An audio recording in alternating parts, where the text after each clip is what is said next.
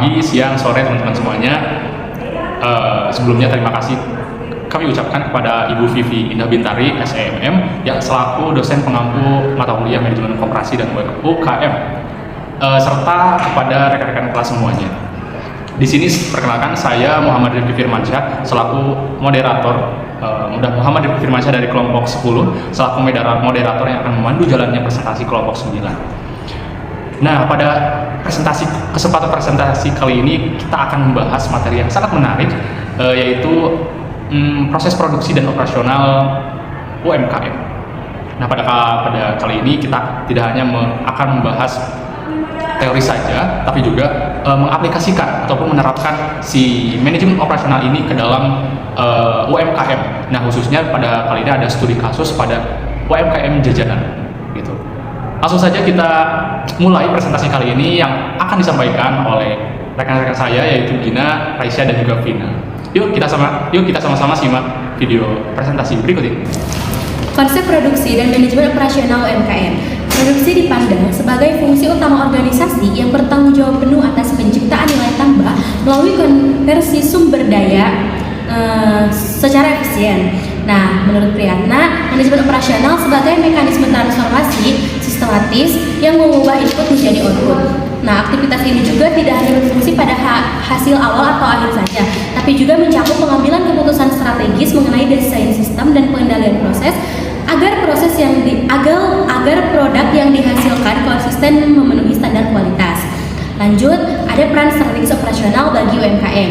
Yang pertama ada pilar daya saing, yaitu mengorganisir sumber daya secara optimal untuk meningkatkan posisi UMKM di tengah persaingan pasar. Yang kedua, memetakan setiap detail proses produksi secara mendalam untuk memahami alur kerja.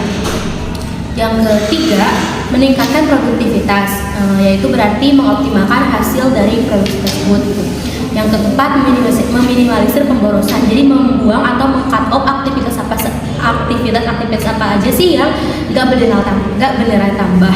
Yang terakhir ada posisi pasar. Selanjutnya ada perencanaan kapasitas produksi dan lokasi usaha.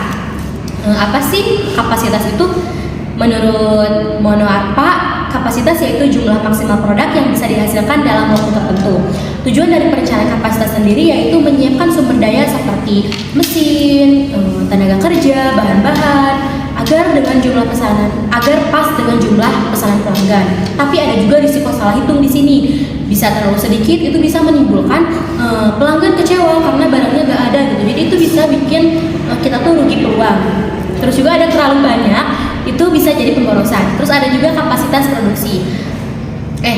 Pengukuran kapasitas produksi. Menurut Priyatna, ada dua cara melihat kapasitas. Yang pertama, kapasitas desain atau output maksimum teoritis, yaitu target tertinggi yang bisa dicapai dalam kondisi ideal. Itu juga di sana juga berasumsi bahwa sistem itu berjalan 100% tanpa hambatan. Yang kedua ada kapasitas efektif, itu lebih ke output nyata atau realistisnya gitu. Jadi output yang benar-benar bisa dicapai dengan mempertimbangkan adanya hambatan operasional seperti kayak waktu istirahat karyawan, jadwal servis peralatan atau mesin, dan kendala pengiriman bahan baku ataupun lain-lain. Yang terakhir ada strategi dalam penentuan lokasi nih. Ada 3. Yang pertama ada keputusan strategis jangka panjang. Jadi di sini tuh harus menyeimbangkan itu antara kedekatan sumber bahan baku dan kedekatan target pasar. Yang kedua ada daya dukung infrastruktur. Jadi di sini wajib ya mempertimbangkan aksesibilitas jalan, stabilitas energi, dan ketersediaan tenaga kerja yang kompeten. Yang terakhir yang ketiga yaitu optimalisasi biaya dan rantai pasok. Ini bertujuan meminimalkan total biaya transportasi dan operasional. Jadi kesimpulannya ya di sini tuh lokasi yang tepat bukan cuma soal tempat yang ramai aja, tapi juga soal cara menekan biaya operasional sekaligus mempercepat layanan kepada pelanggan. Selanjutnya, pengelolaan persediaan atau stok. Persediaan merupakan aset vital dalam kegiatan berwirausaha yang menjembatani kesenjangan antara proses produksi dengan permintaan dari konsumen. Nah, tujuannya itu sederhana, untuk memudahkan proses produksi dan penjualan agar tidak terhambat, lalu untuk menghindari kehabisan stok saat permintaan sangat tinggi. Yang ketiga adalah untuk meminimalisir risiko kerugian akibat kadaluarsa maupun kerusakan pada barang.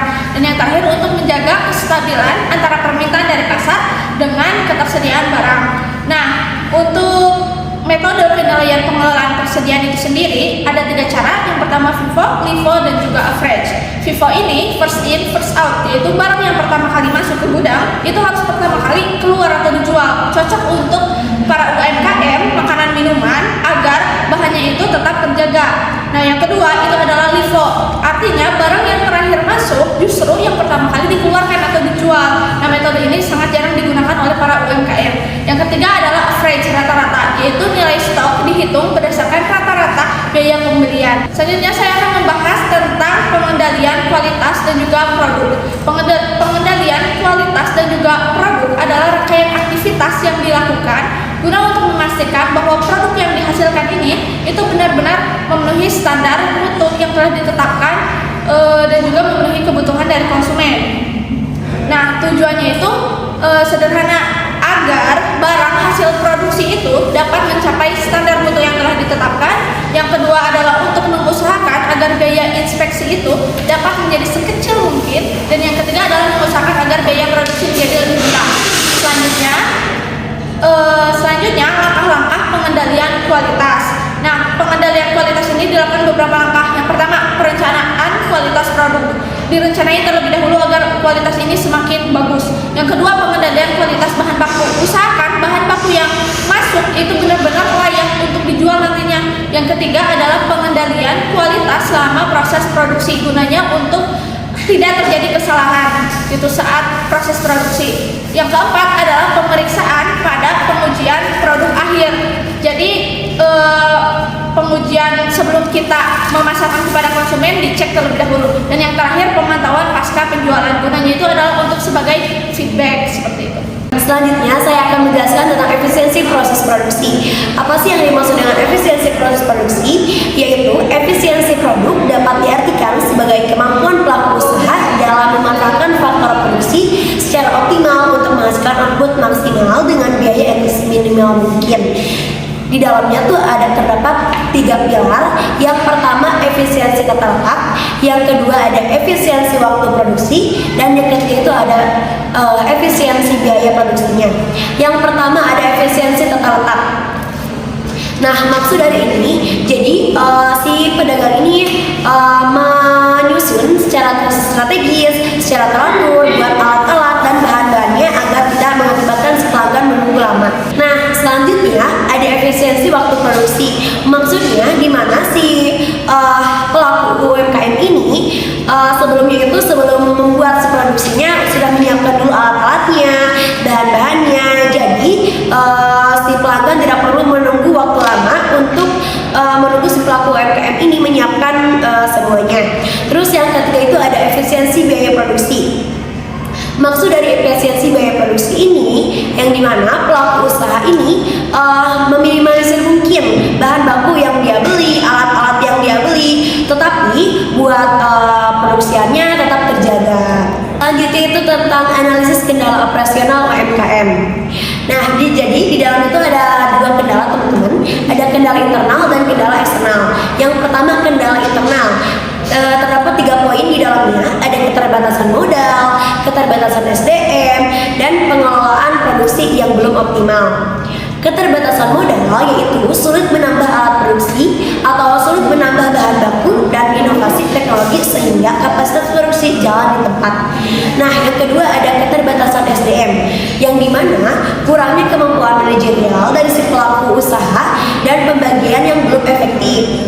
Yang ketiga, pengelolaan produksi yang belum optimal. Jadi, tidak adanya standar operasional yang berlaku atau yang baku sehingga kualitas produksi dan pelayanan sering tidak konsisten. Nah, selanjutnya itu ada di kendala eksternal. Di dalamnya terdapat 3 poin. Yang pertama persaingan usaha, yang kedua perkembangan teknologi, dan yang ketiga itu ada fluktuasi harga bahan baku. Yang pertama persaingan usaha yang dimana sekarang banyaknya usaha sejenis dan mengakibatkan persaingan itu semakin ketat dan perubahan selera konsumen juga yang sangat dinamis atau sering berubah-ubah. Yang kedua itu ada perkembangan teknologi, tuntutan digitalisasi atau pembayaran digital dan pesan antar yang dimana tidak semua pelaku usaha UMKM ini melek akan teknologi. Yang ketiga ada fluktuasi harga bahan baku.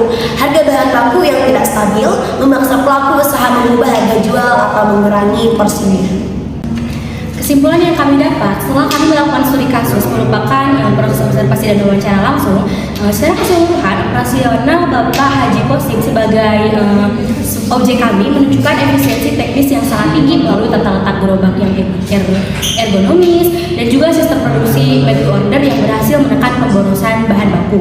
Namun dievaluasi kami menemukan adanya kerentanan strategis di mana usaha ini sangat bergantung pada akses lokasi tunggal dan rentan terhenti akibat faktor eksternal seperti regulasi kampus dan cuaca atau banjir. Terus juga meskipun resiliensi selama 25 tahun beliau berdagang terbukti kuat ya, keberlanjutan margin keuntungan ke depan sangat menuntut fleksibilitas harga dan perencanaan cadangan yang lebih matang dalam menghadapi fluktuasi biaya produksi. Wah, luar biasa sekali ya materi yang telah rekan-rekan kita sampaikan pada kesempatan kali ini. Kita jadi tahu nih bagaimana praktik manajemen operasional di lapangan, khususnya pada UMKM. Dan semoga apa yang telah kami sampaikan bisa bermanfaat bagi kita, baik itu secara teoritis maupun praktisnya. Nah, di sini saya selaku perwakilan dari rekan-rekan kelompok pamit undur diri. Terima kasih. Wassalamualaikum warahmatullahi wabarakatuh.